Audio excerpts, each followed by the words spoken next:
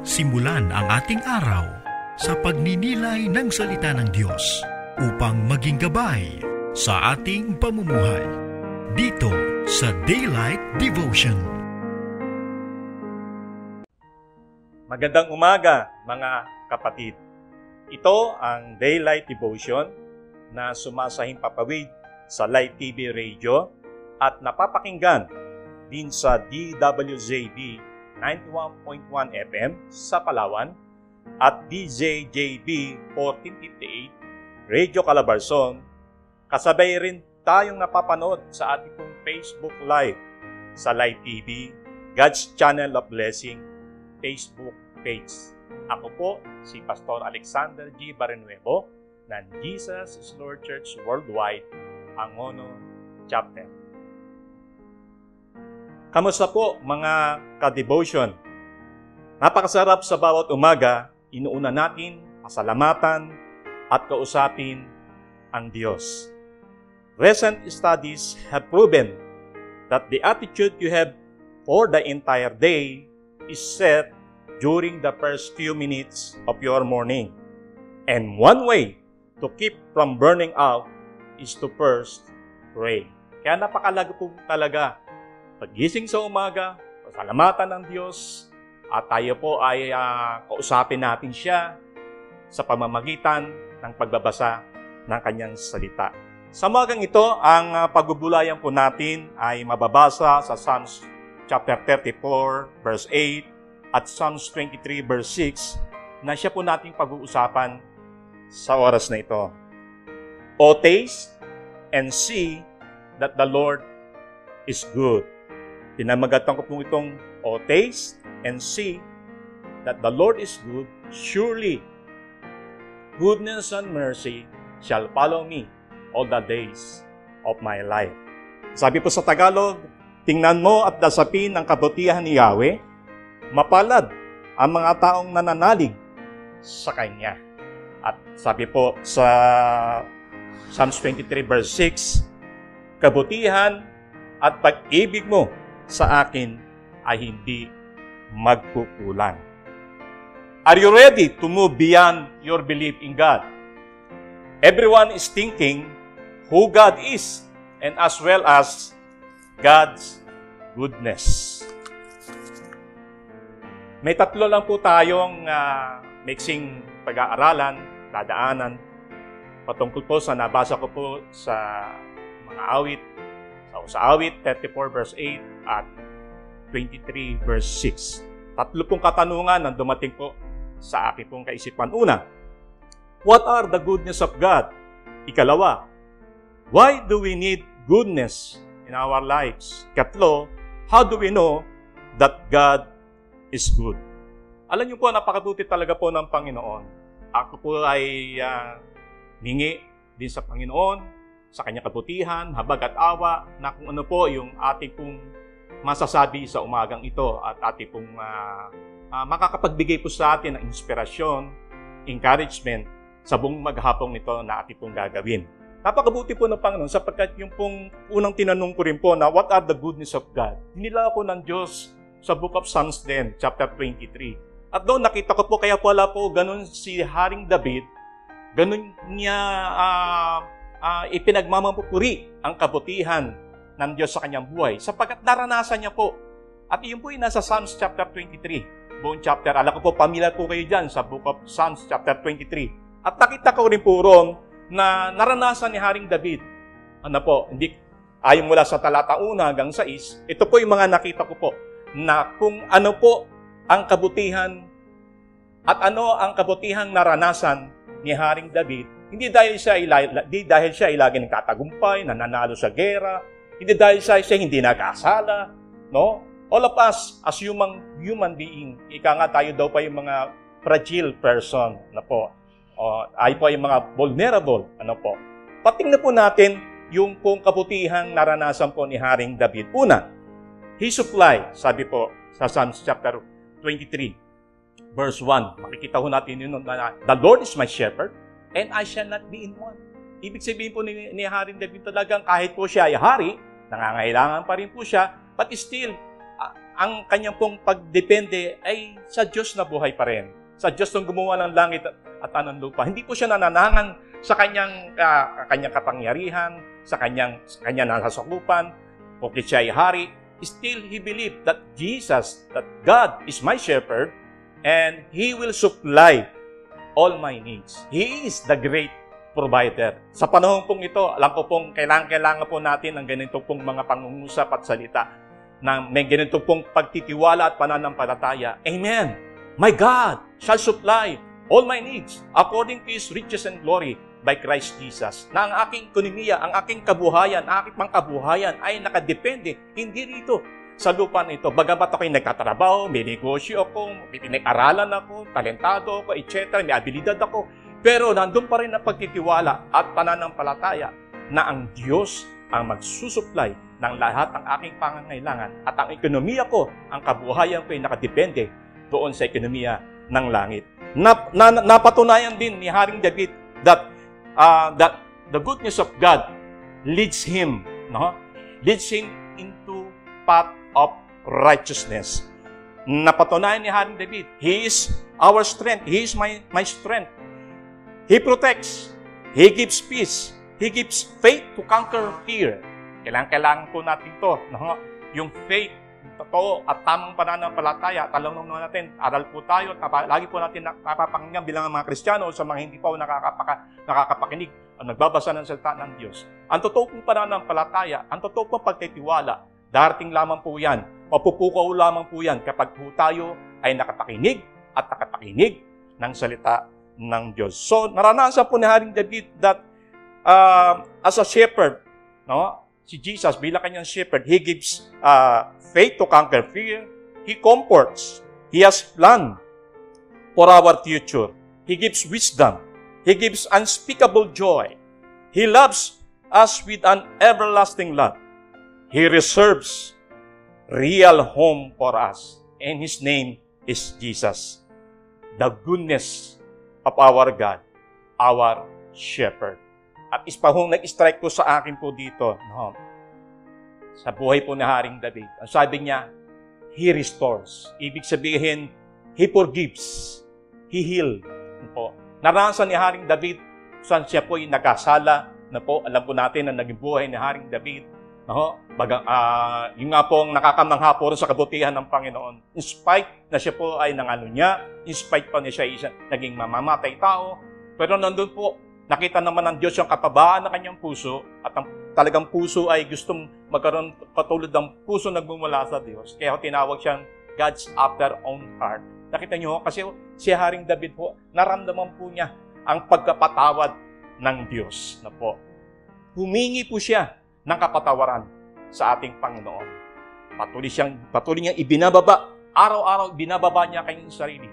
At nakadepende lamang sa Diyos, humihingi ng tawad sa lahat ng kanyang pagkukulang at pagkakamali. Gayon din man po tayo. May pagkakataon po sa buhay po natin yung bagamat tayo nasa gitna ng pandemya. Kayang-kaya pong i-restore ng Diyos ang lahat ng mga nawala po sa atin. Ganyan po kabuti ang ating Diyos. Kung titingnan natin ating mga sarili, talagang sabi nga po, nadalas po nating marinig patungkol po kung anong uring meron kabigat ang kasalanan natin. Kung kasalanan naman natin kasing laki ng barko, kasing lawak naman ng karagatan, ang pagpapatawad ng Diyos. Meron na ba nakasukat ng kanluran sa silangan? Sabi po na din ng mga awit, gayon po tayo pinapatawad ng ating Panginoon. So, huwag po tayo magkatubili na alamin, maranasan, lasapin ang kabutihan ng ating Panginoon. Dumako naman po tayo sa pangalawa po na katanungan. Why do we need goodness in our lives? Because being good means being courageous and strong in the face of the pandemic's dangers and pain. And as well as social rejection and discrimination, being good means it gives you the ability and the power to fight the good fight of faith. And it helps you to be victorious and conqueror. Di ba? Nagbibigay ng malaking kumpiyansa po sa atin. Kapag lagi mo po pinagbubulay-bulayan yung kabutihan ng Panginoon sa iyong buhay, nai-inspire kang lalong bubalaw, kumilos, nawawala yung guiltiness, yung kabigatan, na po, o yung mga bagay na bumabagabag sa ating mga kaisipan. Maging ito may kasalanan, ano po. Dahil alam mo, ikaw ay pinatawad ng Panginoon. At yung kabutihan na yun ng Diyos, yun ang bibigay sa atin ng tapang para harapin ang bawat araw, ang bawat pagsubok na meron po sa ating buhay. Sabi nga po ay, it helps you to be victorious and conqueror. Po. Ang Biblia po nagsasabi na po, tayo po ay higit pa sa mananagumpay. Paano nangyayari yun? Hindi naman po tayong gumawa Si Jesus din. More than 2,000 years ago, napagtagumpayan na po ng Panginoong Kristo ang kamatayan, ang sakit, at maging ang kasalanan. Kaya po, napakahalaga, napakainam po na atin po talaga matikman, lasapin, maranasan ang kabutihan sa atin ng ating Panginoon. Kapag yun lagi po ang lagi ng laman ng ating isip, ng ating puso, kabutihan ng ating Panginoon, talagang magpupursige ka at magpapatuloy ka na harapin ang bawat hamon ng bawat araw sapagkat alam natin kasama natin ang ating Panginoon. Pangatlo po, how do we know that God is good? Paano mararanasan? Saan mag-uumpisa yung maranasan ko yung kabutihan ng ating Panginoon? Simple word lang po. Sabi ng Psalms chapter 34, verse 8, ang sabi po dyan ay, mapalad ang mga taong nananalig sa Kanya. Believe in Him. The man who trusts in Him is blessed. Simple word. Maniwala lamang tayo sa Panginoon. Sumampalataya lang tayo sa Panginoon. At God is in control. Na po? Na kayang baguhin ng Diyos ang aking sitwasyon. Si Haring David din na nagsabi po sa Psalms chapter 37 verse 25. Na po, sabi niya, the steps of a good man are ordered by the Lord. Though he fall, he shall not be utterly cast down. Ang lakad ng mga matatuwid ng anak ng Panginoon ay bumagsak man, madapa man, pero hindi siya madudurog. Hindi siya totally mawawasak sapagkat ang Panginoon ang nag-aayos ng kanyang mga plano at mga lakad. Kaya napakapalad ang magtiwala sa ating Panginoon. Naalala ko rin po yung madalas pong masabi rin po ni Haring David na my God is my refuge, my strong tower na po, my fortress. Napalka lang po pagka sinabing may refuge, may fortress. Talagang protektado ka. Sigurado ka na hindi ka magagalaw ng sino man. Sabi nga rin ng salita ng Panginoon, if God is with us, who can be against us? Kaya napakahalaga po talaga na just believe, trust, have faith in God. Again, si Jesus din po mismo nagsabi sa John 14 verse 1, let not your heart be troubled. You believe in God, believe also in me. Sa panahon pong talagang ito, wala nang higit lalo tayong pagkukulan ng ating pagtitiwala, pananampalataya, kundi ang kabutihan ng ating Diyos na buhay. Paggising mo sa pangaga, napakabuti ng Diyos, salamat, may buhay, salamat, may hininga, salamat, may tubig, may pagkain, salamat, at ako ay nakakapanalangin, ako ay nakakasamba. Paano na lang yung mga taong nasa gitna ng banig at karamdaman? Doon na po ipararanas ng Diyos na siya po ay Diyos na sumasagot ng panalangin. Sabi po ng Numbers chapter 14 verse 28, patuloy po nating ibilong sa Diyos ang ating mga daing. Bakit?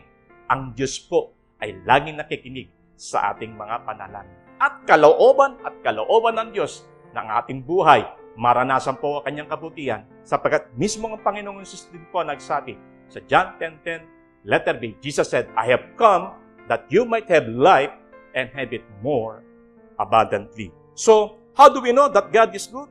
Believe in Him. The man who trusts in Him is blessed. Trust in His words. Trust in His promises. Napakaraming pangako ng ating Panginoon. More or less 7,000 promises of God. Maraming nagsasabi, nag-aaral na ang kalahati nito ay napulpil na, ang kalahati nito hindi pa napupulpil. Baka isa doon sa pangako ng Panginoon ay yung maranasan sa umagang ito. Ang alin? Ang pangako ng Panginoon, hindi kita iiwan, hindi kita pababayaan. Amen? Praise God. So, trust in the fact that God is God. Maniwala tayo. Sumampalataya po tayo. Siya'y Diyos. Siya'y ang Diyos, ang Panginoon ng mga Panginoon, ang Hari ng mga Hari. Siya'y hindi nagbabago. Siya'y kahapon, ngayon, at magpakailanman. At siya'y nagmamahal sa iyo. Ikaw at ako ay minamahal niya. Sabi niya, I will love you with an everlasting love. Okay po? Praise God. Nawa po ay nakatulong sa bawat isa na kinig sa umagang ito sa Daylight Devotion ang maiksing ating pong napag-usapan sa umagang ito na taste and see that the Lord is good. Tingnan mo at lasapin ang kabutihan ni Yahweh, kabutihan pag-ibig niya sa akin ay hindi magkukulang. Tunay nga po, kailanman ay hindi magkukulang sa atin ang ating Panginoon. Amen po? Praise God. Kaya po, yun po ang isang maiksing mensahe na nilagay ng Diyos sa aking puso na ating napag-usapan sa umagang ito. Kaya inihiling ko po ang bawat isa na tayo po yung manalangin, lalo yung mga wala pong pagkakilala sa ating Panginoon, tanggapin lang po natin si Jesus bilang ating sariling Panginoon at tagapagligtas. Yung pong unang hakbang para maranasan po natin ang kabutihan ng Diyos.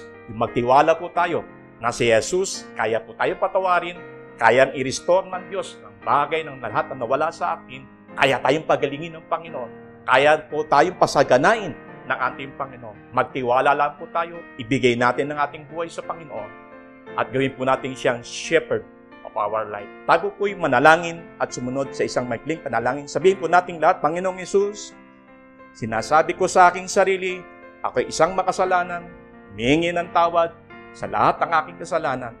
Linisin ako ng kapangyarihan ng iyong banal na dugo na umagos doon sa krus ng Kalbaryo. Salamat! Ako yun ay pinatawad at ang aking pangalan ay isinulat sa aklat ng buhay.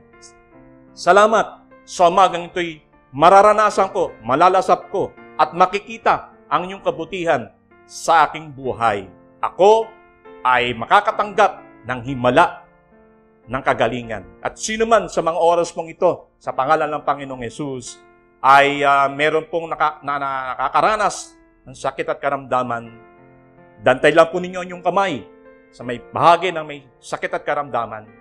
At ako po'y mananalangin sa pangalan ng Panginoong Hesus ay dumaloy ang himala ng kagalingan sa inyong mga buhay. Sila man ay dumaranas ng virus na to, ng COVID-19 nito. Sa pangalan ni Hesus, dumaloy ang himala ng kagalingan sa iyong buhay, kapatid. Sa pangalan ni Hesus, sa pamamagitan ng latay ni Hesus, ay maranasan mo ang himala at kagalingan. At sa mga nawawala ng pag-asa, o sa pangalan ng Panginoong Jesucristo, magtiwala po tayo. Kayang-kaya po tayo abutin ng Panginoon. At sa mga oras ito'y abutin po kayo ng kamay ng Diyos.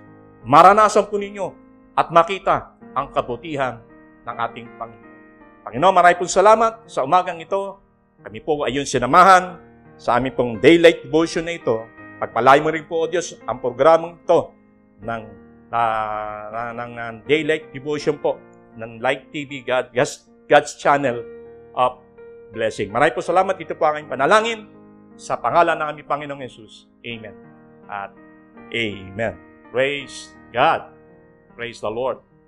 So, maraming pong salamat sa inyo pong pakikisa, pagsama sa ating pong maiksing pag-aaral ng salita ng Diyos.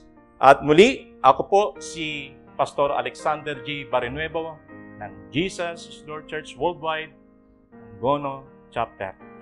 God bless you all.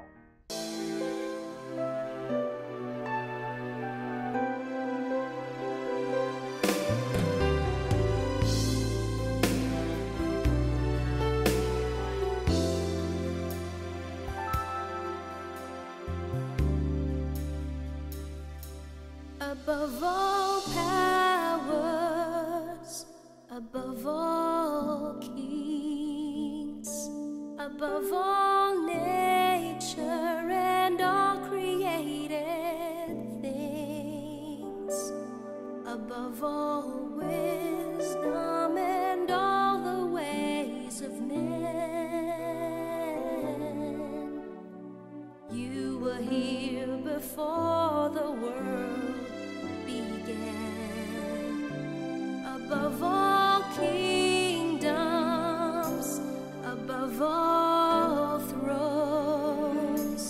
above all wonders the world has ever known, above all wealth and treasures of the earth.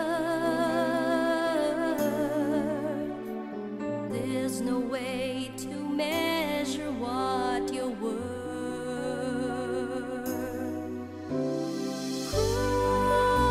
Crucified, laid behind a stone, you live to die, rejected and alone, like a rose trampled on the ground.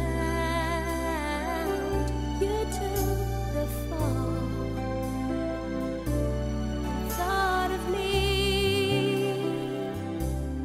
above all.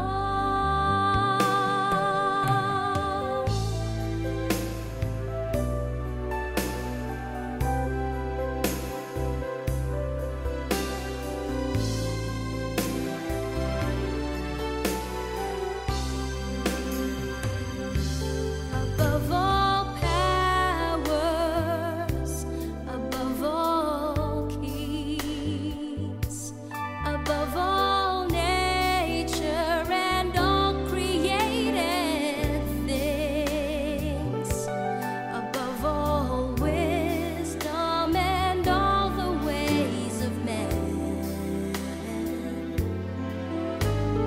You were here before the world began, above all kingdoms, above all thrones, above all wonders the world has ever known, above all wealth and treasures of the earth.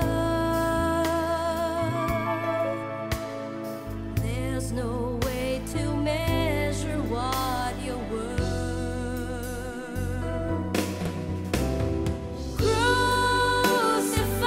Crucified, laid behind a stone, you live to die, rejected and alone, like a rose trampled on the ground. You took the fall and thought of me above all.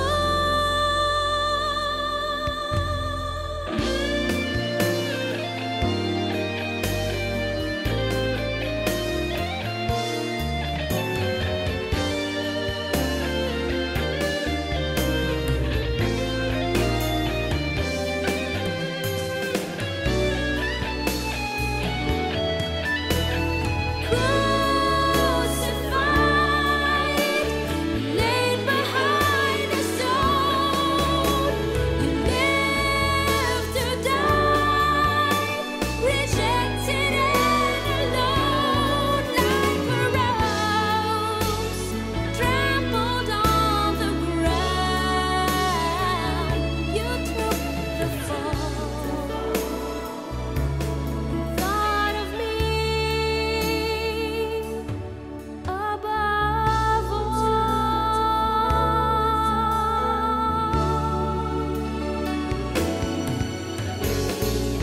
You took the fall and thought of me.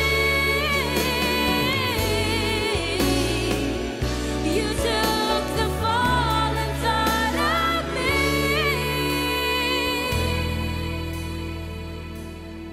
above all.